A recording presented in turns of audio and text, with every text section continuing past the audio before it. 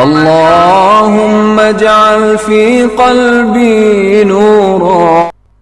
بسم اللہ الرحمن الرحیم. تاریخ دمبخود تھی، زمین و آسمان حیرت زدہ تھے. فن حرب و ضرب کے اسرار و رموز کو سمجھنے والے انگشت بدنگاہ تھے.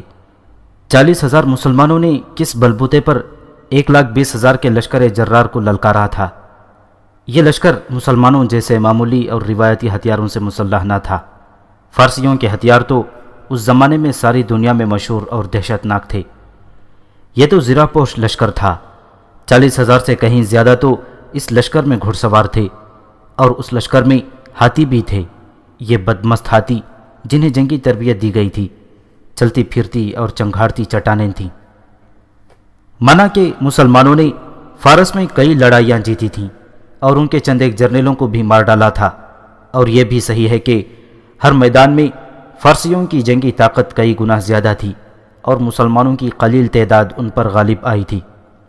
لیکن کسی بھی میدان میں فارسی اپنی تمام تر جنگی طاقت نہیں لائے تھے. اب پہلی بار فارس کی اتنی زیادہ فوج میدان میں آئی تھی جو خود فارس والوں نے کبھی نہیں دیکھی تھی. اس اتنے بڑے لشکر کا کمانڈر رستم تھا جو جنگ کو ٹال رہا تھا، مگر مسلمانوں کے سپہ سالار سعد بن ابی وقاص رضی اللہ تعالیٰ عنہ اپنے ایلچی بھیج کر اسے مشتعل کر رہے تھے کہ وہ میدان میں آئے. اس تاریخ ساز سپہ سالار کی اپنی یہ حالت تھی کہ عرق النساء کے درد نے انہیں چلنے پھرنے سے معذور کر دیا تھا. اب تو وہ کھڑے بھی نہیں ہو سکتے تھے، ہر وقت بستر پر پڑے رہتے تھے، وہ بھی پیٹ کے بل لیٹتے تو درد ناقابل برداشت ہو جاتا تھا. مورخ لکھتے ہیں کہ سعد بن ابی وقاص رضی اللہ تعالیٰ عنہ بہت بڑا خطرہ مول لے رہے تھے. انہیں لڑائی اس وقت شروع کرنی چاہیے تھی جب وہ صحت یاب ہو جاتے، یا امیر المؤمنین حضرت عمر رضی اللہ تعالیٰ عنہ کو اپنی جسمانی حالت بتا کر لکھتے کہ ان کی جگہ کوئی اور سپہ سالار آ جائے. لیکن انہوں نے امیر المؤمنین کو اپنی معذوری سے بے خبر رکھا اور اتنے زیادہ طاقتور دشمنوں کو للکار کر میدان میں لائے تھے. مورخ آگے چل کر لکھتے ہیں کہ فارس کا بادشاہ یزدگرد نوجوان تھا. اس عمر میں انسان یاس، نا امیدی اور شکست کے خدشے کو قبول نہیں کیا کرتا. وہ پہاڑوں سے ٹکرانے اور قسمت کو اپنی امنگوں کے سانچے میں ڈھالنے کا عزم رکھتا ہے. یزدگرد ایسا ہی پرعزم نوجوان تھا. نوجوانی کے علاوہ اسے ایک طاقت یہ حاصل ہو گئی تھی، اور یہ پہلا موقع تھا کہ فارس کے تمام امراء، جاگیردار، زعماء اور جرنیل متفق اور متحد ہو کر یزدگرد کے گرد جمع ہو گئے تھے. اس سے پہلے کسی بادشاہ اور کسی بھی ملکہ کو ان سب کی حمایت حاصل نہیں ہوئی تھی، بلکہ ان کی سیاست چلتی تھی اور ان کا ایک دوسرے کے خلاف جوڑ توڑ چلتا تھا. محلاتی سازشیں الگ تھیں. اب فارس کے شاہ و گدا ایک محاذ پر اکٹھے ہو گئے تھے. یزدگرد نے ہی رستم کو مدائن سے نکالا اور اسے مجبور کر دیا تھا کہ فوجوں کی کمان لے اور مسلمانوں کو ایسی شکست دے کہ پھر کبھی وہ فارس کی سرحدوں کی طرف دیکھنے کی بھی جرت نہ کرے. مبصر لکھتے ہیں کہ فارس کے اس لشکر کے ہار جانے سے فارس کی شہنشاہی کا ہمیشہ کے لیے خاتمہ ہو جانا تھا، اور مسلمان شکست کھا جاتے ہیں تو فارسیوں کے لیے مدینہ تک کا راستہ صاف ہو جانا تھا. مسلمان کوئی خطرہ مول لینے کی پوزیشن میں نہیں تھے، لیکن سعد بن ابی وقاص رضی اللہ تعالیٰ عنہ بڑے سے بڑا خطرہ مول لینے کا عزم کیے ہوئے تھے. اس طرح تاریخ اسلام میں جنگ قادسیہ کو بہت ہی زیادہ اہمیت حاصل ہے. ہار جانے کی صورت میں مسلمانوں کو فارس میں کسی طرف سے بھی مدد نہیں مل سکتی تھی، کیونکہ شام میں رومیوں کے خلاف بھی جنگ لڑی جا رہی تھی. اس محاذ کو کمزور نہیں کیا جا سکتا تھا. ادھر مدائن تک میدان جنگ کے پیغام کم سے کم وقت میں پہنچانے کا یہ انتظام کیا گیا تھا کہ قادسیہ سے مدائن تک تھوڑے تھوڑے فاصلے پر آدمی کھڑے کر دیے گئے تھے. فاصلہ اتنا رکھا گیا تھا کہ ایک آدمی کی بلند آواز اگلے آدمی تک پہنچ جاتی تھی. اس طرح میدان جنگ کا پیغام زبانی ایک سے دوسرے آدمی تک پہنچتا، مدائن تک پہنچ جاتا تھا. یزدگرد کا حکم تھا کہ اس تک پل پل کی خبر پہنچائی جائے. ادھر مدینہ میں امیر المؤمنین حضرت عمر رضی اللہ تعالیٰ عنہ نے سعد رضی اللہ تعالیٰ عنہ کو حکم دے رکھا تھا کہ ذرا سی بات ان تک پہنچائی جائے تاکہ وہ ہدایات بر وقت دے سکیں. انہوں نے اعلیٰ نسل کے سبا رفتار گھوڑوں کا اور قاصدوں کے تھکے ہوئے گھوڑے بدلنے کے لیے یہ انتظام کیا تھا کہ تھوڑے تھوڑے فاصلے پر چوکیاں بنا دی گئی تھیں. ادھر مدائن میں یزدگرد تک رستم کا پیغام پہنچا کہ وہ لشکر کو میدان جنگ میں لے جا رہا ہے اور لڑائی شروع کی جا رہی ہے۔ مجھے پوری امید ہے کہ اگلی اطلاع بہت بڑی خوشخبری ہوگی۔ رستم نے یزگرد کے نام پیغام میں لکھا تھا۔ ادھر مدینہ میں حضرت عمر رضی اللہ تعالیٰ عنہ کے پاس سعد بن ابی وقاص رضی اللہ تعالیٰ عنہ کا قاصد پہنچا، جس میں لکھا گیا تھا کہ فارسی میدان جنگ میں آ رہے ہیں اور اگلے پیغام تک جنگ شروع ہو چکی ہوگی۔ حضرت عمر رضی اللہ تعالیٰ عنہ نے پیغام کے جواب میں کچھ ہدایات لکھیں، جن میں ایک یہ تھی کہ دشمن کتنا ہی کیوں نہ للکارے، دریا پار نہیں کرنا، فارسیوں کو دریا کے اس طرف لانا، اس طرح تمہارے سامنے دریا اور پیچھے عرب کا ریگستان ہوگا۔ اگر تم دشمن کو پیچھے دھکیلنے میں کامیاب ہو گئے تو وہ دریا میں ڈوبے گا، اور اگر دشمن کو تم اپنے اوپر غالب ہوتا دیکھو تو پیچھے اپنے ریگستان میں آ جاؤ، دشمن اس ریگستان میں بھٹک جائے گا۔ یہ وہی ہدایات تھیں جو مثنہ بن حارثہ رحمۃ اللہ علیہ شہید نے وصیت کے طور پر سعد بن ابی وقاص رضی اللہ تعالیٰ عنہ کے لیے چھوڑی تھی، اور بعد میں حضرت عمر رضی اللہ تعالیٰ عنہ نے بھی سعد رضی اللہ تعالیٰ عنہ کو یہی ہدایت بھیجی۔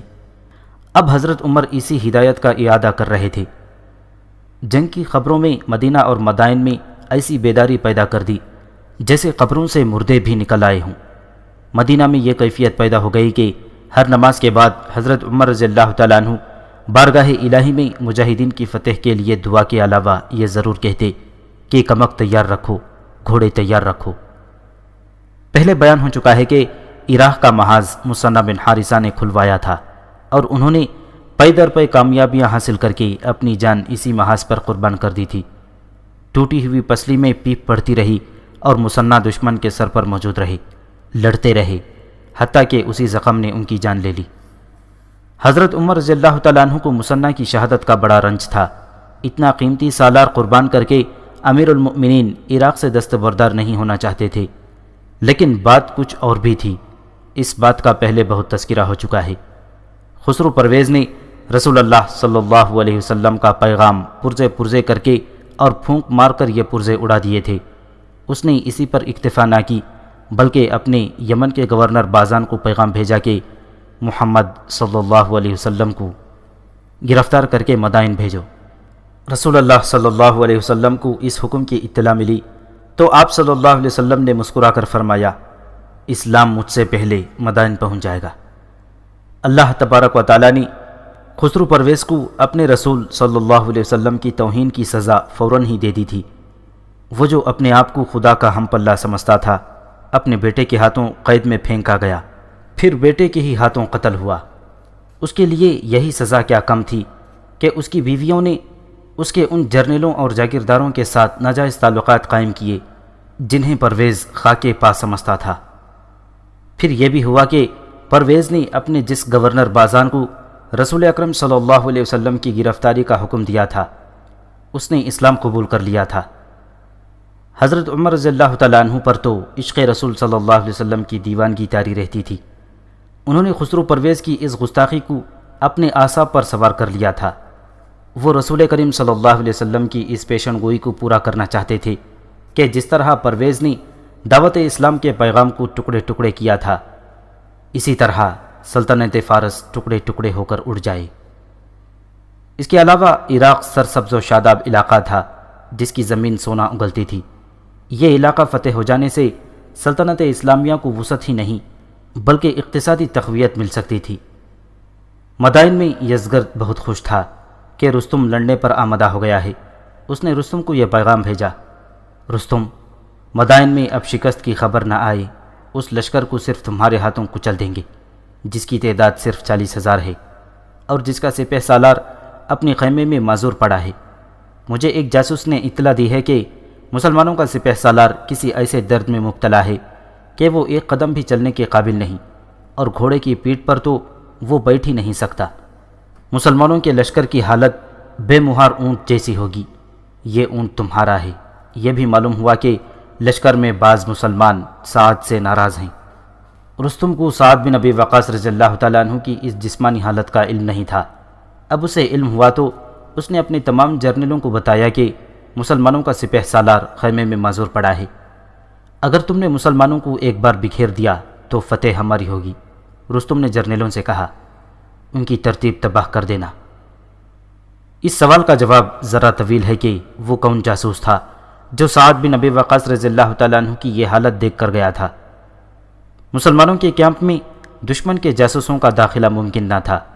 جاسوس کو یہ بھی پتہ چل گیا تھا کہ بعض مسلمان اپنے سپہ سالار سے ناراض ہیں۔ یہ خبر غلط نہیں تھی۔ بعض قبیلوں کے سردار واقعی سعد بن ابی وقاص رضی اللہ تعالیٰ عنہ سے خوش نہیں تھے۔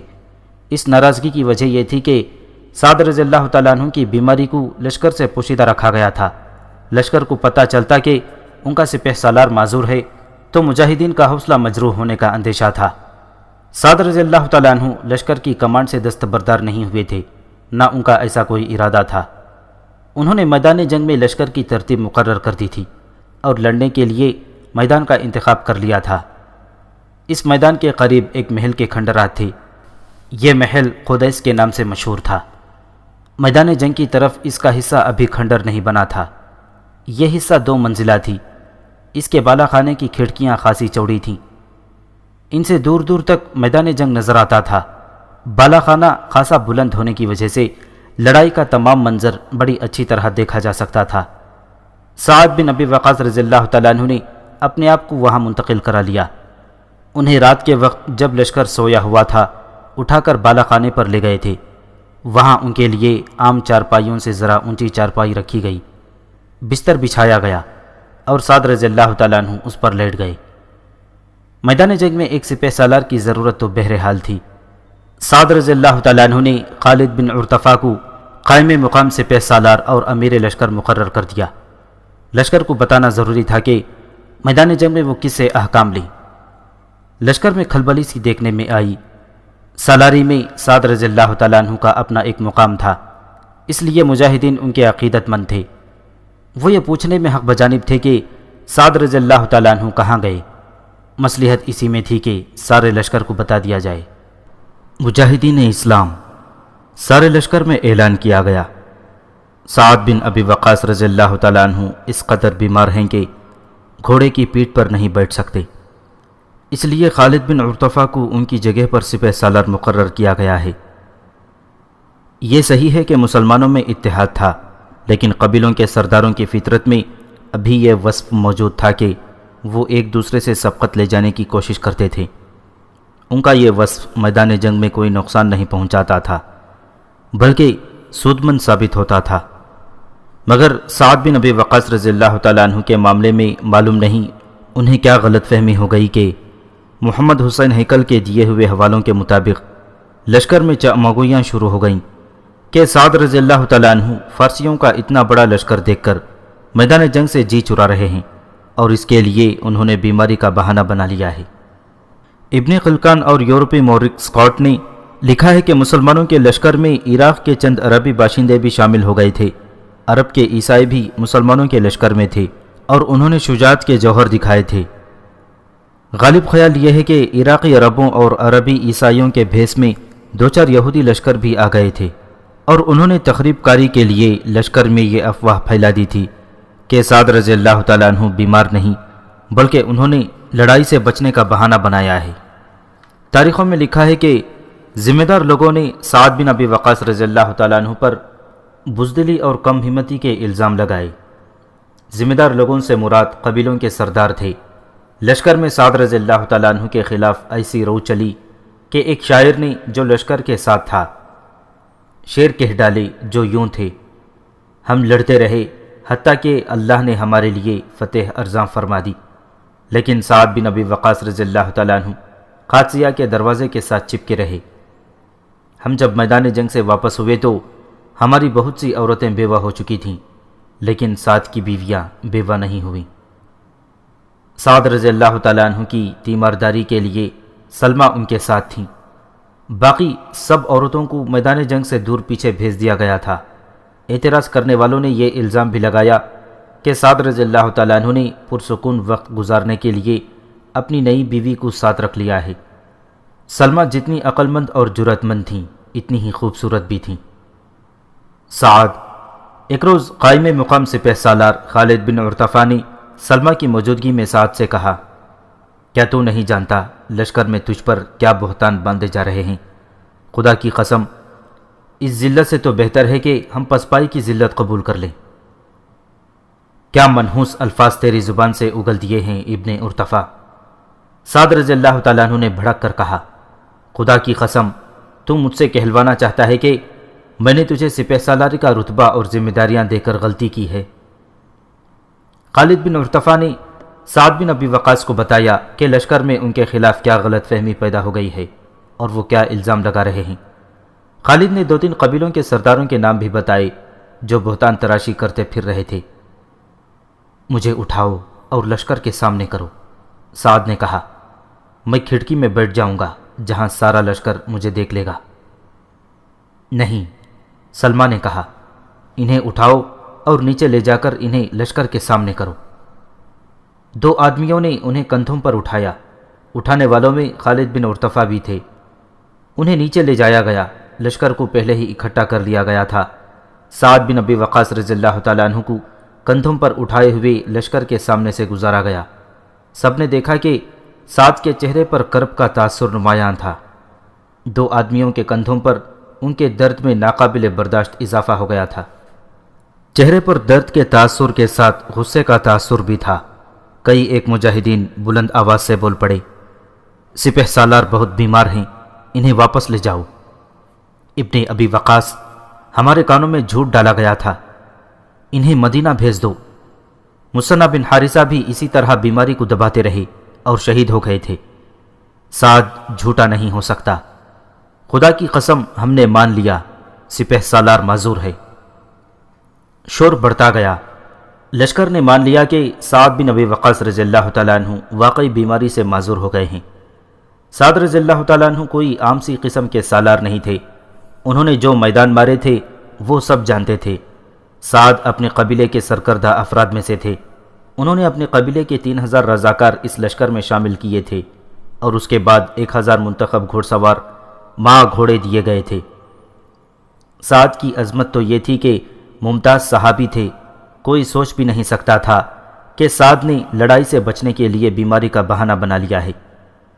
سعد بن ابی وقاص کا قبیلہ بنو وہیب تھا، جس کے 4000 مجاہدین اس لشکر میں تھے۔ وہ اپنے قبیلے کے سردار کے خلاف کوئی بات برداشت نہیں کر سکتے تھے، لیکن انہوں نے سعد رضی اللہ تعالیٰ عنہ کو بیماری کی حالت میں نہیں دیکھا تھا، اس لیے خاموش تھے۔ اب سعد کو تکلیف اور معذوری کی حالت میں دیکھا تو سارے کا سارا قبیلہ بھڑک اٹھا۔ ان مجاہدین کا احتجاجی شور و غل سب سے زیادہ بلند تھا۔ سعد کو حضرت عمر رضی اللہ تعالیٰ عنہ نے مثنہ کی شہادت کے بعد اس لشکر کی کمان دیتے ہوئے انہیں کہا تھا، سعد تم بنو وہیب کی سعادت ہو۔ سعد نے اپنے دونوں ہاتھ اوپر کیے۔ لشکر خاموش ہو گیا۔ کیا امت رسول صلی اللہ علیہ وسلم حق و صداقت سے دستبردار ہو گئی ہے؟ سعد رضی اللہ تعالیٰ عنہ نے پوچھا۔ اگر نہیں تو کیا وہ لوگ خود ہی سامنے آ جائیں گے جنہوں نے میرے خلاف الزام گڑھے تھے؟ وہ حق و صداقت کا زمانہ تھا۔ 3-4 آدمی سامنے آ گئے۔ انہوں نے 1-2 آدمیوں کے نام لے کر کہا کہ انہوں نے انہیں یہ باتیں بتائی تھیں۔ سعد کے اپنے قبیلے کے 2 آدمیوں نے نشاندہی کر دی۔ اس طرح وہ آدمی سامنے آ گئے جنہوں نے سعد کے خلاف الزام سارے لشکر میں پھیلائے تھے۔ یہ سراغ بھی ملا کہ 2 آدمی عرب کے کسی گاؤں کا نام لے کر کچھ روز پہلے لشکر میں شامل ہوئے تھے۔ وہ سعد بن ابی وقاص کے خلاف افواہیں پھیلانے میں پیش تھے اور اس کام میں بہت سرگرم رہے تھے۔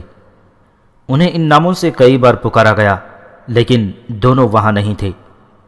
پھر وہ کبھی لشکر میں نظر نہیں آئے۔ اس سے معلوم ہوتا ہے کہ وہ یہودی تھے جو مجاہدین کو سپہ سالار کے خلاف بھڑکانے اور لشکر میں پھوٹ ڈالنے کے لیے آئے تھے۔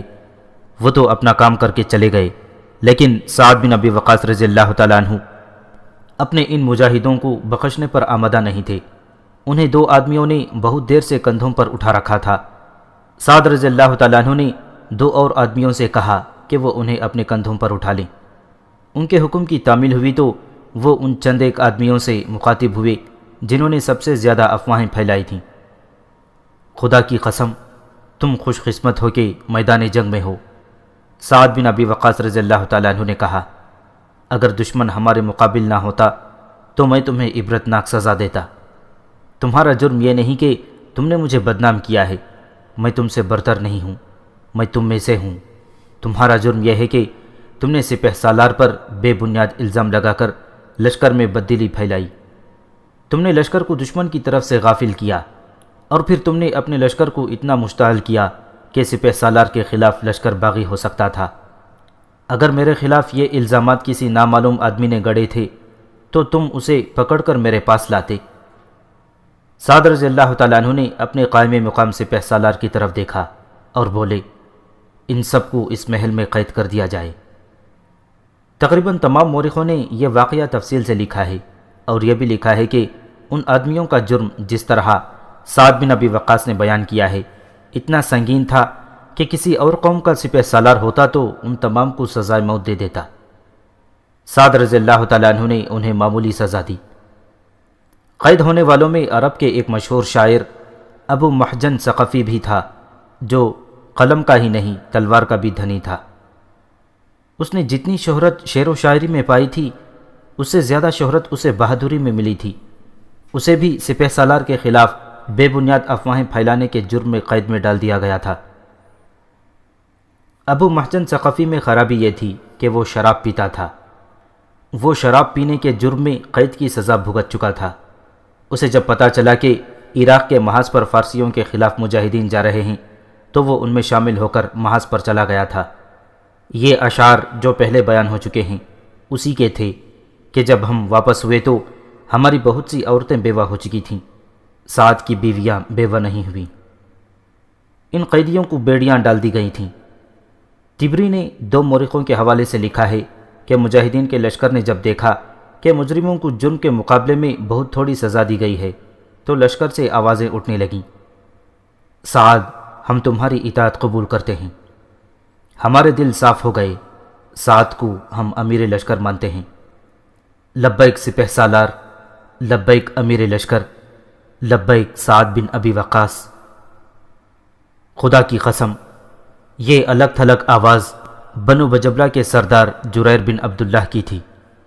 میں نے رسول اللہ صلی اللہ علیہ وسلم کی بائیت کر کے عہد کیا تھا کہ ہر اس شخص کی اطاعت کروں گا جسے اللہ صاحب علم و عمل بنائے گا، خواہ وہ حبشی غلام ہی کیوں نہ ہو۔ میں اپنے پورے قبیلے کے ساتھ سعد بن ابی وقاص رضی اللہ تعالیٰ عنہ کی اطاعت قبول کرتا ہوں۔ میں نے خالد بن ارتفا کو اپنا قائم مقام سپہ سالار مقرر کیا ہے۔ سعد بن ابی وقاص نے اعلان کیا، میں محل کے بالا خانے سے حکم دوں گا اور تم تک میرا ہر حکم خالد بن ارتفا پہنچائے گا۔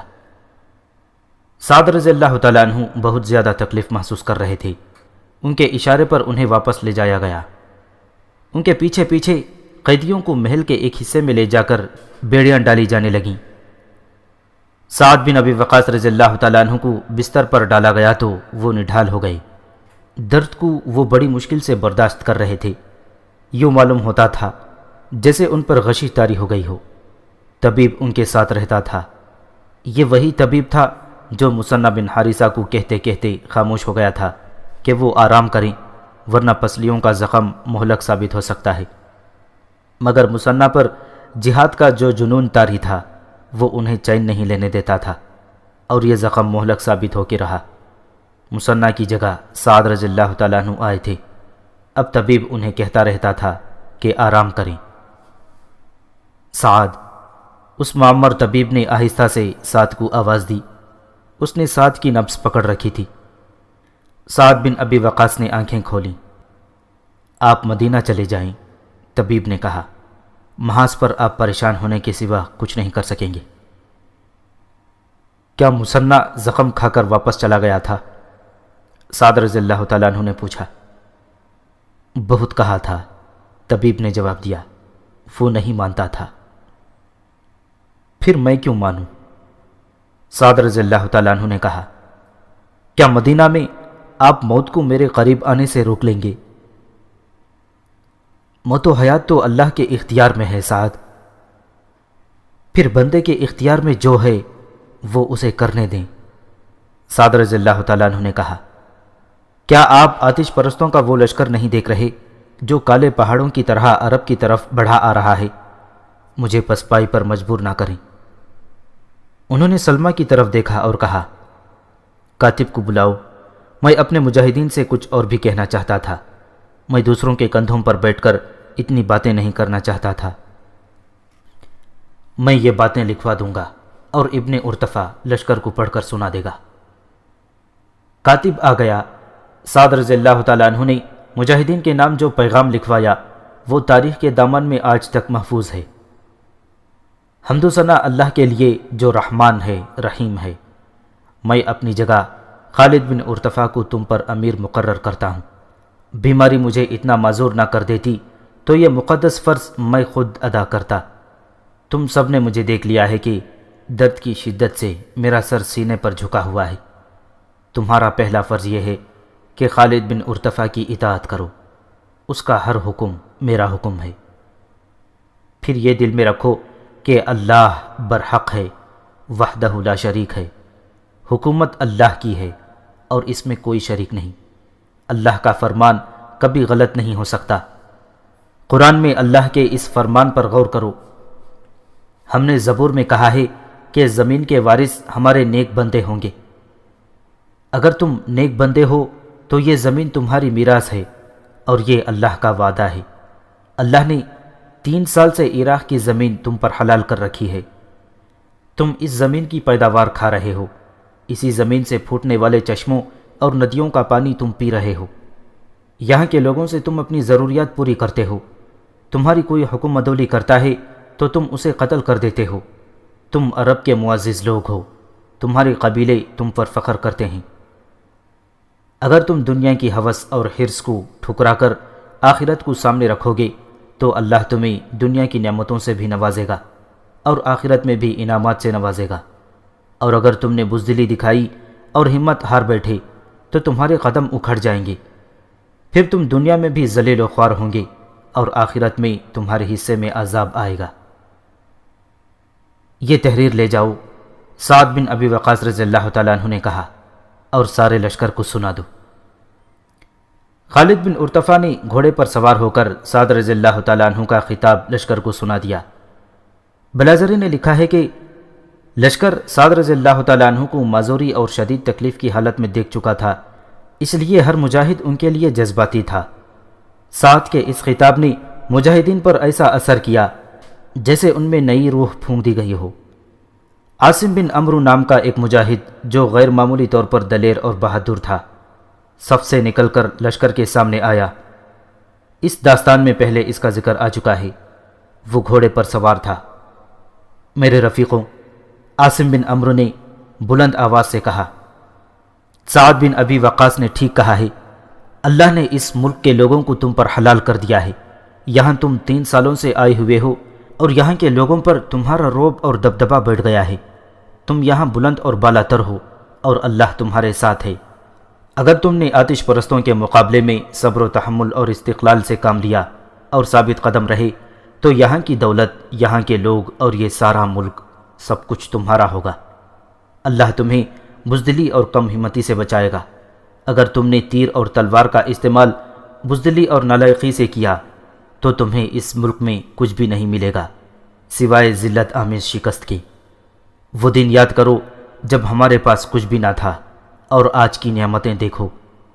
اپنے پیچھے دیکھو، جہاں ریگزار اور ریت کے ٹیلے ہیں وہاں جھاڑیاں بھی نہیں اور کوئی پناہ بھی نہیں۔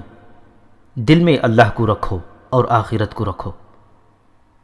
یہ ایک مجاہد کا رد عمل تھا جو سارے لشکر کا رد عمل بن گیا۔ اس کا اظہار جوشیلے نعروں سے ہو رہا تھا۔ سعد بن ابی وقاص رضی اللہ تعالیٰ عنہ بالا خانے سے اپنے لشکر کو دیکھ رہے تھے۔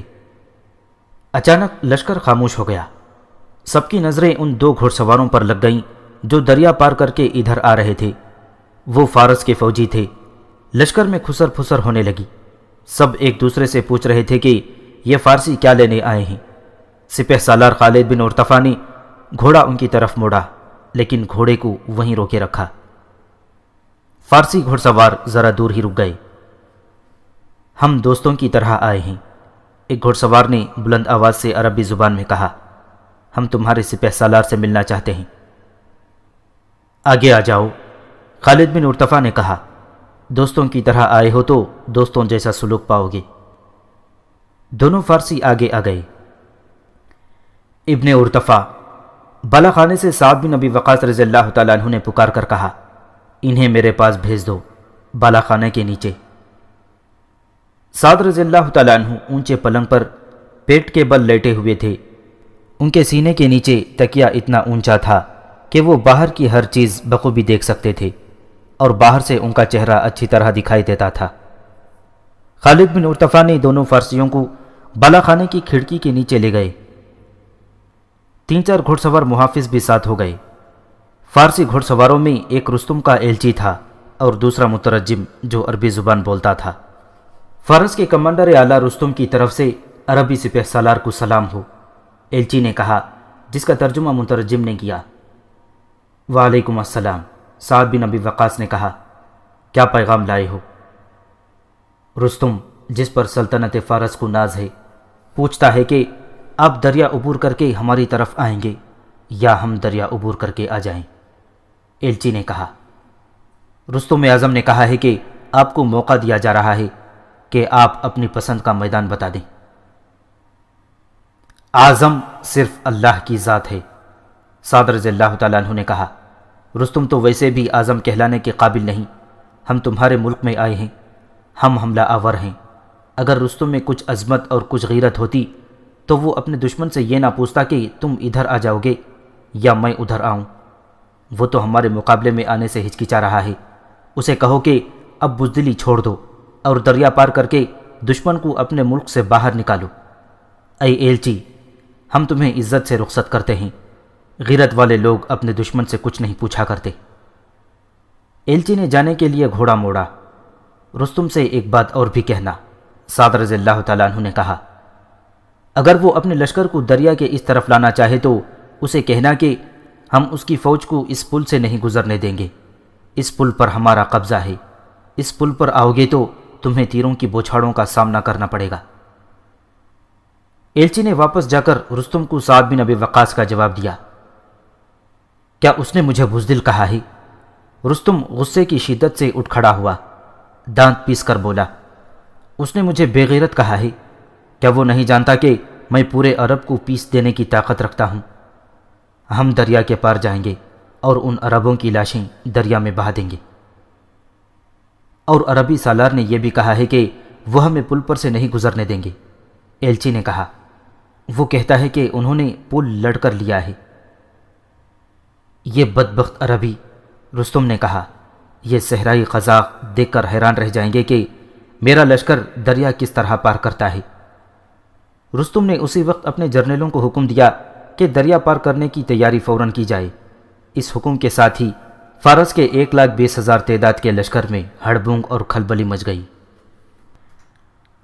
سعد بن ابی وقاص رضی اللہ تعالیٰ عنہ کا تیر خطا نہ گیا۔ وہ رستم کو منہ ٹال کرنا چاہتے تھے کہ وہ میدان میں آ جائے اور ٹال مٹول نہ کرے، اسی لیے انہوں نے رستم کے ایلچی سے کہا تھا کہ رستم بزدل اور بے غیرت ہے اور وہ سامنے آنے سے ہچکچا رہا ہے۔ ایلچی نے اسے جا کر یہی الفاظ کہے اور رستم بھڑک اٹھا۔ یہ چھوٹا سا ایک ندی نما دریا تھا جس کا نام عتیق تھا، اسے ندی بھی کہا جاتا تھا۔ پل پر مسلمانوں کا قبضہ تھا۔ رستم نے دیکھا کہ دریا پر پل بنانے کے لیے کشتیاں ڈھونڈی جا رہی تھیں۔ میں اتنا وقت ضائع نہیں ہونے دوں گا، رستم نے اپنے جرنیلوں سے کہا۔ وہ غصے میں باولا ہوا جا رہا تھا۔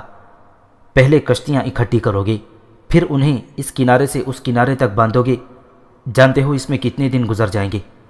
عربی ہمیں بزدل اور بغیرت کہہ رہے ہیں، میں کل شام تک انہیں پیس دینا چاہتا ہوں۔ تو کیا فوج کو دریا میں سے گزارا جائے گا؟ ایک جرنیل نے پوچھا۔ نہیں، رستم نے کہا، اس طرح دریا میں صرف آدمی، گھوڑے اور ہاتھی گزر سکتے ہیں، سامان نہیں گزارا جا سکتا۔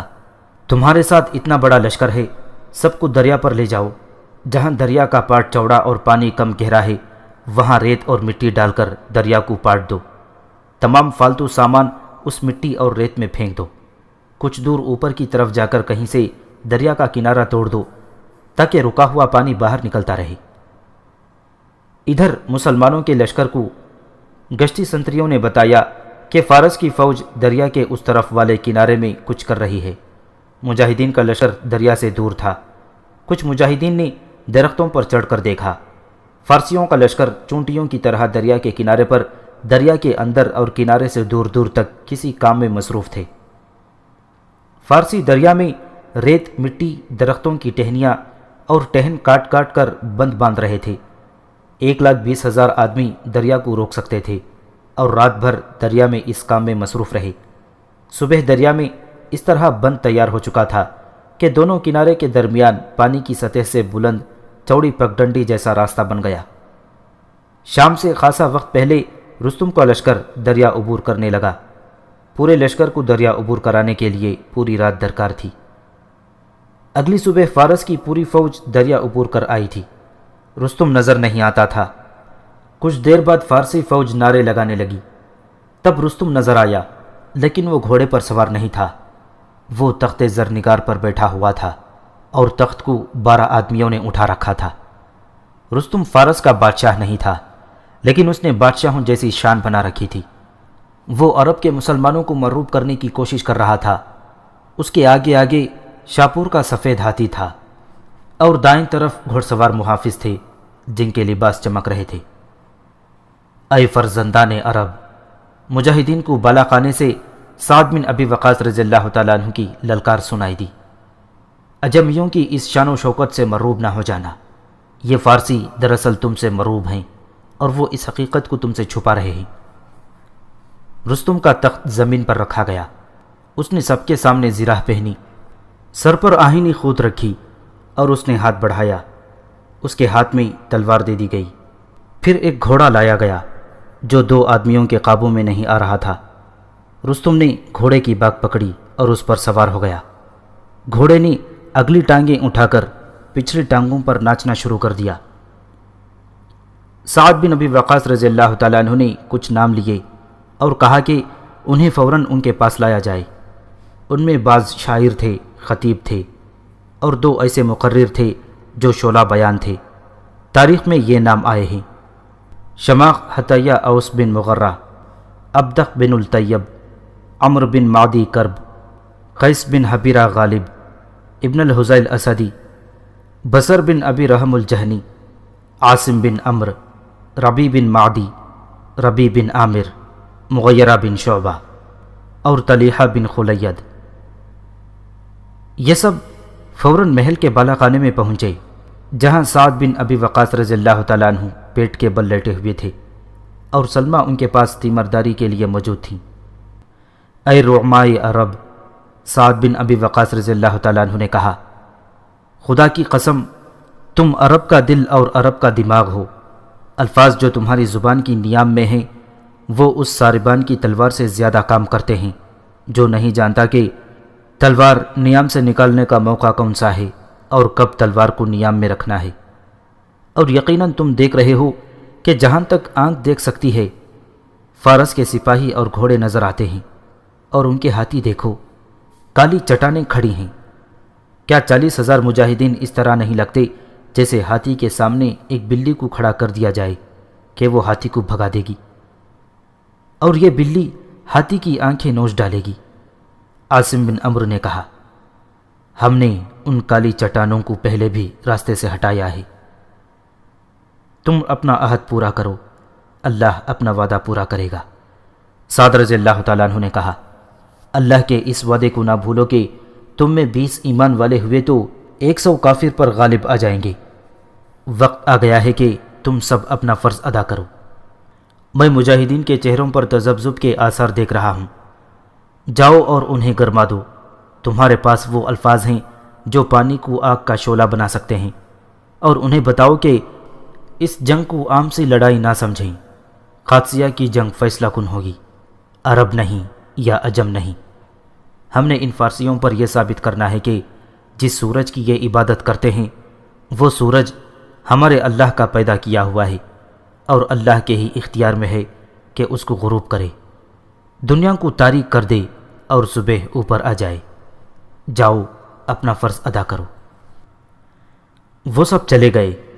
فارس کی فوج ترتیب سے آ گئی، جو تاریخوں کے مطابق اس طرح تھی کہ رستم نے اپنی فوج کو آگے پیچھے 13 صفوں میں کھڑا کر دیا۔ ان کا قلب الگ تھلگ تھا۔ جس کے سامنے رستم خود گھوڑے پر سوار کھڑا تھا۔ گھوڑا بےتاب اور بے چین تھا، کبھی اگلے کھر زمین پر اس طرح مارتا جیسے زمین کھود ڈالے گا، اور کبھی دائیں بائیں ایسے جوش سے ہوتا جیسے بے لگام ہو کر دوڑ پڑے گا۔ قلب کے آگے دائیں اور بائیں ہاتھی کھڑے تھے۔ فارسیوں کی 13 صفوں میں ان کا دایاں پہلو میمنہ اور بایاں پہلو میسرہ الگ تھلگ نظر آ رہے تھے۔ ان کے آگے بھی ہاتھی کھڑے تھے۔ ہاتھیوں کے ہودوں میں فوجی کھڑے تھے۔ ان کے ہاتھوں میں کمانے اور پھینکنے والی برچھیاں تھیں اور وہ تلواروں سے بھی مسلح تھے۔ ہاتھیوں کی سونڈوں کے اوپر پیشانیوں پر آہنی چادریں بندھی ہوئی تھیں اور ان کے پہلوؤں سے زنجیریں لٹک رہی تھیں۔ اس طرح یہ ہاتھی بختر بند باندھ دیے گئے تھے۔ مسلمانوں پر ہیبت طاری ہونی ہی تھی، لیکن انہوں نے مروبیت کو قبول نہ کیا۔ انہیں سعد بن ابی وقاص رضی اللہ تعالیٰ عنہ کی بتائی ہوئی ترتیب کے مطابق کھڑا کر دیا گیا تھا۔ ہر حصے کے سالار پہلے ہی مقرر کیے جا چکے تھے۔ یہ تقرریاں حضرت عمر رضی اللہ تعالیٰ عنہ نے خود کی تھیں۔ ادھر رستم اپنی صفوں کا معائنہ کر رہا تھا۔ وہ ہر صف کے سامنے رک کر کہتا، تم ان کی تعداد دیکھ رہے ہو، یہ عربی تمہارے قدموں کے نیچے ہی نظر آئیں گے۔ میں کل شام تک عرب کو کچل ڈالوں گا۔ یورپ کے 2 تاریخ نویسیوں نے جنگ قادسیہ کو سب جنگوں سے زیادہ اہمیت دی ہے۔ اس وقت کی کچھ فارسی تحریروں کے حوالے دے کر انہوں نے لکھا ہے کہ جب رستم اپنی فوج کا معائنہ کر رہا تھا تو فوج کی حوصلہ افزائی کے لیے بڑے جوشیلے الفاظ بولتا جا رہا تھا، لیکن یہ اس نے ضرور محسوس کیا ہوگا کہ جتنا جوش اور ولولہ اس کے الفاظ اور انداز میں تھا، اس کا اشیر بھی اس کی فوج میں نظر نہیں آ رہا تھا۔ اس کے جوشیلے الفاظ کے جواب میں اگر کوئی دستہ نعرہ لگاتا بھی تو یہ رسمی سا نعرہ ہوتا۔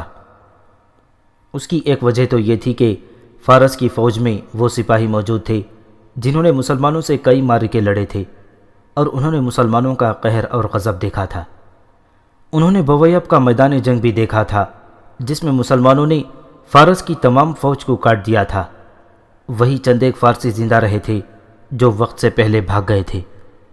ان چند ایک آتش پرستوں کو اللہ نے اسی مقصد کے لیے زندہ رکھا تھا کہ فارس والوں کو احساس ہو کہ کس قوم سے انہیں پالا پڑ رہا ہے۔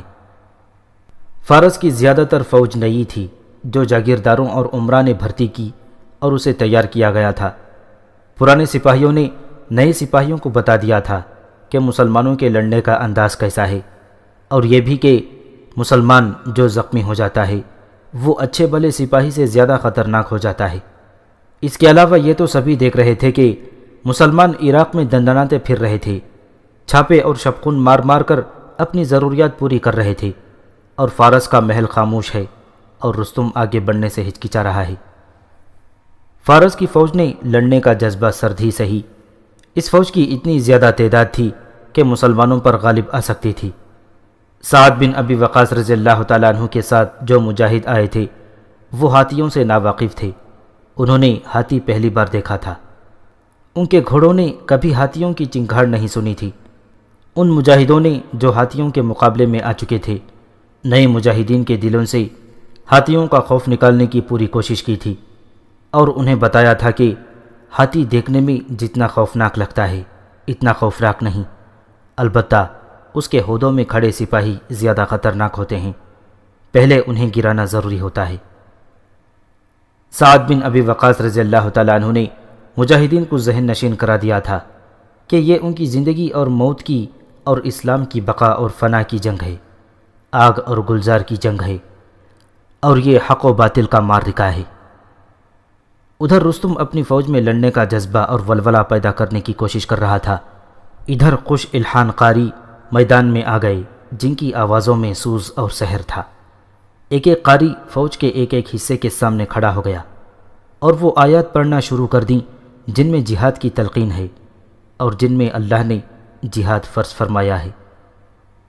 قرآن کی زبان مجاہدین کی اپنی زبان تھی، ایک ایک لفظ ان کی روحوں میں اترتا جا رہا تھا۔ مجاہدین پر سناٹا طاری تھا، ایسا سحر اور ایسا مقدس طلسم طاری ہوا جا رہا تھا کہ مجاہدین کے ہاتھ اپنے آپ ہی تلواروں کے دستوں پر چلے گئے تھے۔ اس نازک موقع پر اللہ کے رسول صلی اللہ علیہ وسلم کا طرز عمل نمونہ ہے مجاہدین کے لیے کہ ذرہ بھر خوف و ہراس طاری نہ ہوا اور اسلام کے نام پر ثابت قدم رہے۔ اس کے صلے میں اللہ نے غیبی مدد بھیجی اور رسول صلی اللہ علیہ وسلم نے فتح پائی۔ ہم کفار کے دلوں میں تمہاری ہیبت ڈال دیں گے، کیونکہ انہوں نے اللہ کا شریک بنا دیا ہے۔ ایک روایت یہ ہے کہ سعد بن ابی وقاص رضی اللہ تعالیٰ عنہ بالا خانے میں اونچے پلنگ پر پیٹ کے بل لیٹے ہوئے تھے۔ ان کے سینے کے نیچے اونچا تکیہ تھا۔ اس پوزیشن میں وہ میدان جنگ کو اچھی طرح دیکھ سکتے تھے۔ ان کے قریب جو قاری تھا اس کی قرأت سعد رضی اللہ تعالیٰ عنہ کو سنائی دے رہی تھی۔ قاری نے جب مندرجہ بالا آیات پڑھیں تو سعد رضی اللہ تعالیٰ عنہ پر رقت طاری ہو گئی۔ ان کے جسم نے جھرجھری لی۔ سلمہ ان کے پاس کھڑی تھی۔ سلمہ، سعد رضی اللہ تعالیٰ عنہ نے ہاتھوں کے بل ہو کر سینہ تکیے سے اٹھایا۔ کیا ہوا ابن ابی وقاص؟ سلمہ نے سعد کے پاس بیٹھ کر ان کے سینے کے نیچے ہاتھ رکھتے ہوئے پوچھا۔ اللہ سے دعا کرو سلمہ، سعد نے روندی ہوئی آواز میں کہا۔ دعا کرو اللہ مجھے 2 دنوں کے لیے اٹھنے اور چلنے کی طاقت دے دے۔ اللہ کا شریک ٹھہرانے والوں کو اپنے سامنے دیکھ کر میں لیٹا کیسے رہوں؟ ان کی جنگی طاقت دیکھو۔ کیا وہ طاقت سے منوانا چاہتے ہیں کہ اللہ وحدہ لا شریک نہیں اور محمد اللہ کے رسول نہیں؟ سینہ تکیے پر رکھو، سلمہ نے بڑے پیار سے ان کا سینہ تکیے پر ٹکاتے ہوئے کہا۔ لڑانا آپ نہیں ہے، آپ بھاگ تو نہیں رہے۔ اس حالت میں میدان جنگ میں موجود رہنا کیا جہاد میں شرکت سے کم ہے؟ سعد بن ابی وقاص رضی اللہ تعالیٰ عنہ وہ مجاہد تھے جن کی تسکین باتوں سے نہیں ہو سکتی تھی۔ حالانکہ میدان جنگ پر کنٹرول انہی کا تھا۔ بالا خانے کی کھڑکی کے نیچے 6-7 قاصد کھڑے تھے۔ کاتب سعد رضی اللہ تعالیٰ عنہ کے کمرے میں موجود تھا۔ اس نظام نے اس طرح کام کرنا تھا کہ سعد رضی اللہ تعالیٰ عنہ نے کاتب سے پیغام لکھوانا تھا اور پیغام کھڑکی سے نیچے پھینک کر بتانا تھا کہ یہ کس سالار تک پہنچنا ہے۔ قاری قرأت کر چکے تو شاعر میدان میں آئے۔ ابن الحزل اسدی نے کہا، اے گروہ سعد، تلواروں کا قلعہ بناؤ، بپھرے ہوئے شیر کی مانند دشمن پر جھپٹو اور چیتے کی طرح دشمن کے وار خطا کرو۔ گرد کی زرہ پہن لو، اللہ پر بھروسہ رکھو اور نگاہیں نیچی رکھو۔ جب تلواریں جواب دی جائیں تو تیر و سنان کی باغیں ڈھیلی چھوڑ دو۔ تیروں کو جہاں راستہ ملتا ہے وہاں تلواروں کو نہیں ملتا۔ عاصم بن عمرو نے کہا، اے قوم عرب، تمہیں اللہ نے عرب کی سرداری دی ہے۔ آج تم عجب کے سرداروں کے مقابلے میں آئے ہو۔ تمہارے دلوں میں اللہ کی خوشنودی اور جنت کی آرزو ہے، اور ان کے دلوں میں دنیا کی محبت اور آرزو ہے۔ دیکھنا دنیا کے کتے آخرت کے شیروں پر غالب نہ آ جائیں۔ آج کے دن کوئی ایسی حرکت نہ کر بیٹھنا جو کل عرب کے لیے ندامت کا باعث بن جائے۔ ہر شاعر اور ہر مقرر مجاہدین کو گرما رہا تھا۔ ان میں بعض کا انداز یہ تھا کہ وہ فارسیوں کی طرف منہ کر کے بات کرتے اور انہیں للکارتے تھے۔ ان سب کی آوازیں بہت بلند تھیں جو فارسیوں کے کانوں تک پہنچ رہی تھیں۔ ان میں زیادہ تعداد عربی نہیں سمجھتی تھی۔ ان میں عربی نسل کے فوجی بھی تھے۔ وہ عربی سمجھتے تھے۔ وہ عربی نہ سمجھنے والوں کو بتاتے جاتے تھے۔ رستم کے کانوں میں عرب کے شاعروں اور خطیبوں وغیرہ کی باتیں پڑیں تو اس نے اپنے جرنیلوں کو طلب کیا، کیا تم دیکھ نہیں رہے کہ وہ کس طرح اپنی فوج کو جم کر لڑنے کی تلقین کر رہے ہیں؟ رستم نے جرنیلوں سے کہا، تم بھی ایسے آدمی سامنے لاؤ جو ان کی طرح بول سکیں۔ انہیں کہو کہ فوج کو یہ بتائیں کہ فارسی برتر قوم ہے اور یہ وہی جاہل عرب ہیں جو فارسیوں کے غلام رہ چکے ہیں۔ آج یہ فاقہ کشی اور تنگ دستی سے مجبور ہو کر اپنے آقاؤں کو آنکھیں دکھانے آ گئے ہیں۔ اپنی فوج کو بتاؤ کہ فارس کی اس سے زیادہ اور کیا توہین ہو سکتی ہے کہ بھوکے ننگے عربی اس پر چڑھ دوڑیں۔ ادھر اسلام کی عظمت کی باتیں ہو رہی تھیں، ادھر کسریٰ کی عظمت اور شہنشاہی کا ذکر شروع ہو گیا۔ ادھر اللہ کی راہ میں شہید ہونے والوں کو جنت کا مژدہ سنایا جا رہا تھا، ادھر بہادری سے لڑنے والوں کو دنیا کے انعام و اکرام، عیش و آرام اور خوبصورت عورتوں کے لالچ دیے جا رہے تھے۔ سعد بن ابی وقاص رضی اللہ تعالیٰ عنہ معذوری کی حالت میں دونوں طرف کی سرگرمیوں اور تیاریوں کو دیکھ اور سن رہے تھے۔ سعد رضی اللہ تعالیٰ عنہ نے اپنے لشکر کو بتا رکھا تھا کہ بالا خانے کی طرف سے نعرہ تکبیر بلند ہوگا۔ یہ سنتے ہی مجاہدین تیار ہو جائیں۔ پھر دوسرا نعرہ بلند ہوگا، یہ سنتے ہی ہتھیار ہاتھوں میں لے لیں، اور تیسرے نعرے پر حملہ ہوگا، لیکن حملے کا حکم سپہ سالار دے گا۔ حملے سے پہلے انفرادی مقابلے ہوں گے۔